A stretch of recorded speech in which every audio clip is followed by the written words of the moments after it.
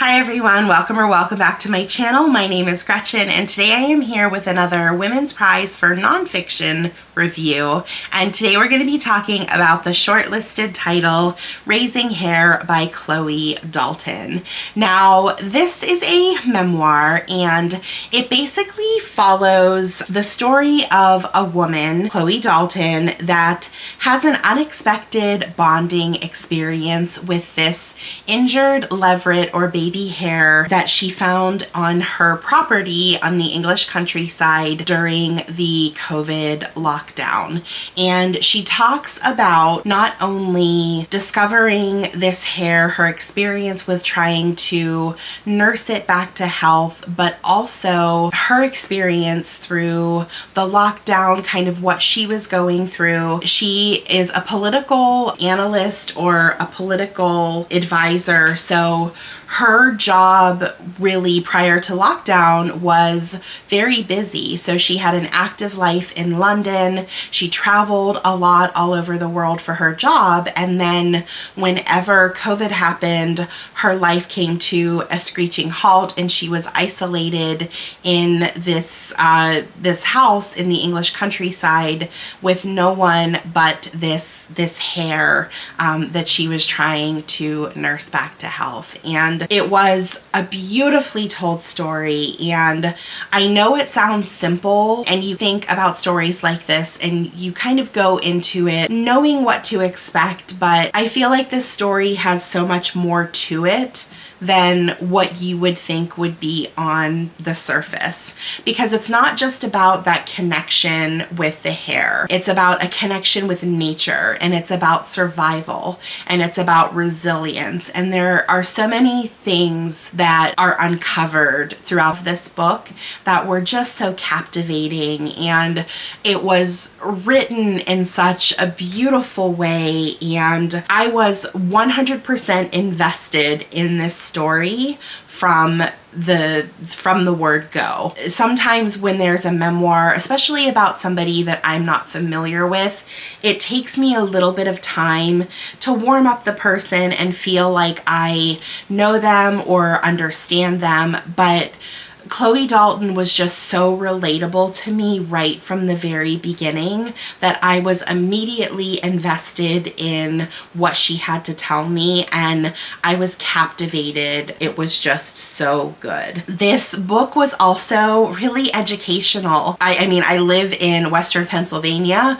We have a lot of rabbits, but I really didn't know a whole lot about hares, and this was a book that really educated me on an animal species that I don't know a whole lot about, so I really appreciated that. Some of the things that I learned that I thought were really fascinating throughout this, and my apologies if you're, a hare expert and you already know these things, but I didn't know that baby hares were called leverets.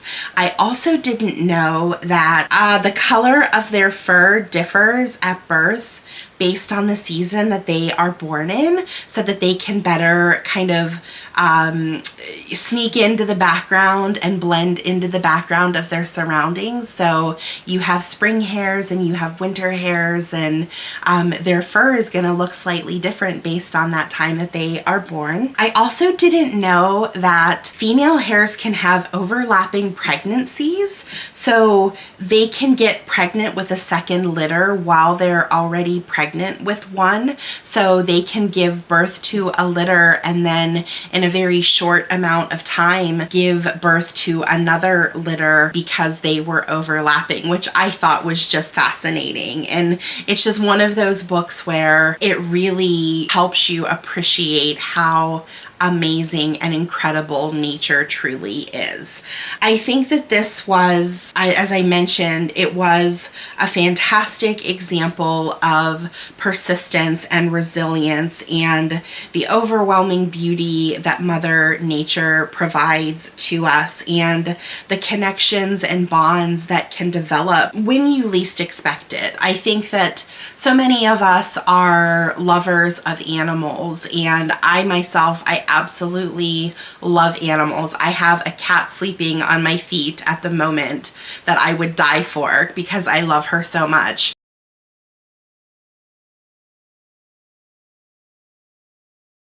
But there's a difference between having that bond with a domesticated animal and having a connection with a wild animal. There's just something that feels so special when an animal in the wild will interact with you and can find that comfort level with you and feel safe and secure, because that takes a tremendous amount of trust for them. And if you're a human that can win that trust of a wild animal, that truly is something special. And this book was a beautiful example of how that can happen. And it will absolutely feed the soul of any animal lover. I was in heaven because I love anything related to animals, and the fact that we had Chloe, who was so tender and thoughtful and respectful of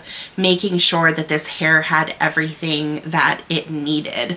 This wasn't an example of her taking that hare and trying to domesticate it. That was not the point of her work. That had nothing to do with anything she was trying to do. She was trying to save that hare's life in the beginning, and she did everything that she could to make sure that that hare still had its free will and its freedom. And that hare had every opportunity to be free and run away from her, but it made the choice to find comfort and security with her. But her door was always open for that hare to go out into the wild. And I think that that was a very important point that she made throughout this, is that we can live in harmony with nature, and it's not about us taking away the freedom of the wildlife. And as long as we can maintain that,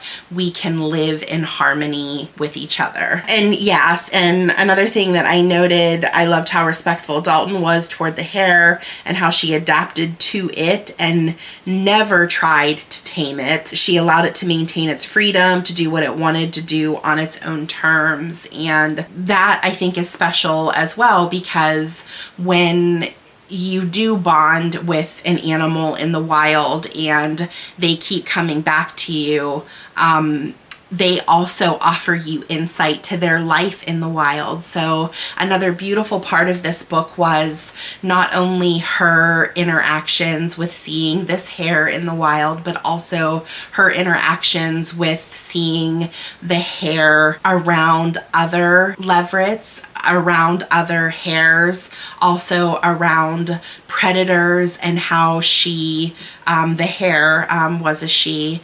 how she maneuvered through, that the wild on her own, and her survival skills, and how she, managed her day-to-day life out in the wild, which was really nice. This also, I know I'm kind of gushing about this book, but I just thought it was so heartwarming, and this is one of those books that ticked absolutely every box for me.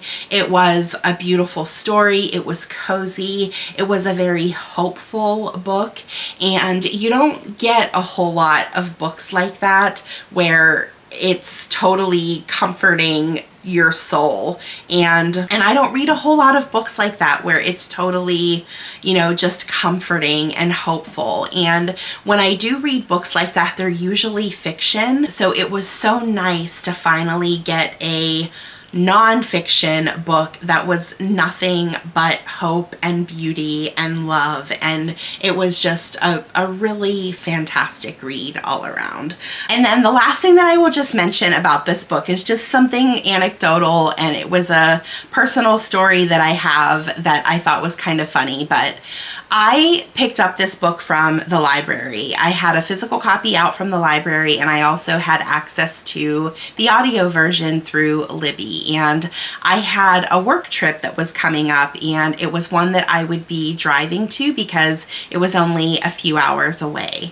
And I got on the road. I was actually finishing up all fours, and then this was the book that I was going to pick up after. And once I got to the hotel, I realized that I forgot the physical book at home.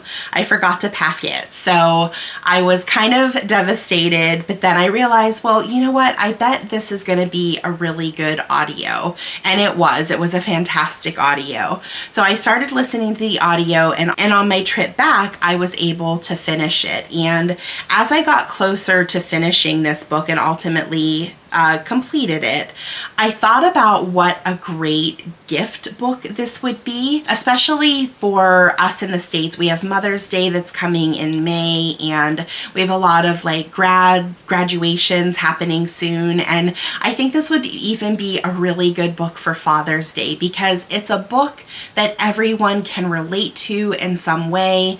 It's not offensive. There's nothing in here that's controversial or I think would be upsetting to a reader. It's just a universally good, feel good type of story. And I always struggle getting books as presents for people unless it's a book that they specifically say that they want, because I find books to be so personal, and I don't want to give a book to somebody that doesn't end up liking what I give them. But this just feels like one of those books that everybody would get something out of. And I started to think about that. I was like, oh, you know what? And I would love to get a copy of this for myself, just to have, because I didn't have my own copy. I took it out from the library. And I literally finished this book about 15 minutes before getting home. And I had that thought in my head as I was finishing those last few miles of the trip.